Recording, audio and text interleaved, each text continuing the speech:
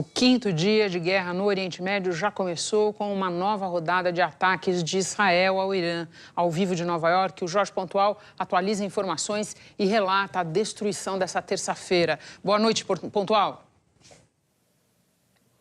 Boa noite, Renata. Boa noite a todos.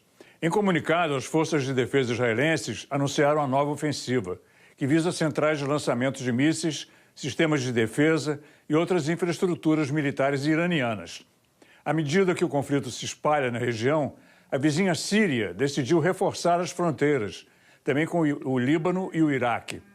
Há pouco, um drone bombardeou uma área próxima ao consulado americano em Dubai, nos Emirados Árabes, provocando uma nuvem de fumaça e o fechamento de ruas.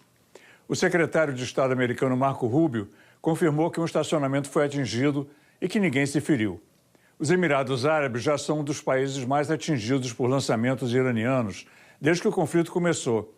Quase 200 mísseis e mais de 800 drones de sábado para cá. Mais cedo, o exército dos Estados Unidos disse que atingiu mais de 2.000 alvos e 17 navios de guerra iranianos desde o início da operação contra o Irã. Isso inclui instalações de mísseis, navios da Marinha, submarinos e centros de controle. E que está priorizando locais que representam uma ameaça iminente. Depois de pedir que cidadãos americanos deixem 14 países do Oriente Médio imediatamente, o Departamento de Estado anunciou que vai ajudar na retirada de cerca de 1.500, usando aviões militares e voos fretados. Ao todo, os bombardeios já deixaram 787 mortos no Irã, de acordo com o Crescente Vermelho. Um ataque hoje atingiu o prédio da Assembleia responsável pela escolha do novo líder supremo do Irã. Vamos ver. Isso é o que sobrou de um dos órgãos mais poderosos do sistema político iraniano. A Assembleia dos Especialistas é formada por 88 ayatolás, responsáveis pela escolha de um novo líder supremo. O local estava vazio no momento do ataque e ninguém se feriu, mas o bombardeio mirou no coração do regime. Em Teherã, o sol foi ofuscado pela fumaça das bombas nesta terça-feira. Nas últimas 24 horas, Israel e Estados Unidos realizaram 1.200 ataques, atingindo 24 das 31 províncias iranianas. Um dos alvos foi o complexo presidencial e a sede do Conselho Supremo de Segurança Nacional, além de instalações usadas para produzir armas e sistemas de defesa. A Agência Internacional de Energia Atômica confirmou que a usina de Natanz sofreu danos. É uma das 3 principais instalações nucleares do país e já tinha sido atacada pelos Estados Unidos no ano passado. Os bombardeios também danificaram o Palácio Golestan, Patrimônio Mundial da Humanidade pela Unesco, um dos pontos turísticos mais importantes do Irã.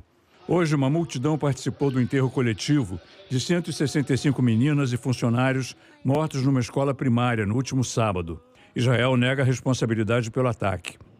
As explosões se repetiram no Líbano, onde Israel fez a primeira incursão por terra desde que a guerra começou. Veículos blindados foram vistos no sul do país. As forças de defesa israelenses afirmaram hoje ter matado o comandante da Força Quds do Irã no Líbano. Por lá, a guerra já deslocou ao menos 30.000 pessoas. Nós não vamos parar nem por um minuto, disse o porta-voz do exército israelense. Em retaliação, os mísseis iranianos voltaram a mirar em bases aéreas e alvos diplomáticos dos Estados Unidos. Os Emirados Árabes já registraram mais de 1.000 ataques do Irã. No Kuwait, na Arábia Saudita, o governo americano fechou as embaixadas. No Catar, um dos mísseis interceptados hoje tinha como alvo a base aérea americana de Al-Udeid. O governo disse que não há comunicação aberta com o regime nesse momento. No Bahrein, os lançamentos provocaram destruição na capital, Manama. Pontual, muito obrigada. Bom descanso para você. A gente continua em Nova York agora para ouvir o Guga Chakra.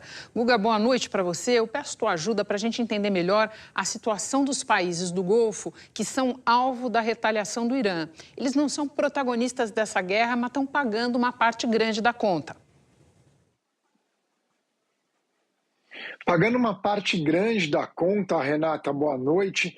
Renata, os países do Golfo, Bahrein, Kuwait, Catar, Emirados Árabes e mesmo Arábia Saudita, o objetivo de todas essas nações é estabilidade. Eles não querem guerra, não querem conflitos ali naquela região.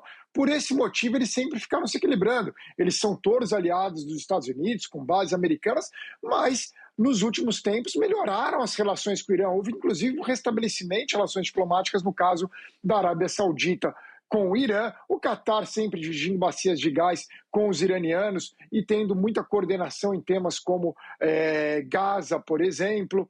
Você vê os Emirados Árabes, tem uma relação comercial muito grande, os principais parceiros comerciais do Irã. Também Bahrein é um pouco complexo, porque Bahrein tem uma monarquia sunita e a maior parte da população é xiita, como no Irã, quer dizer, cada um tem suas nuances.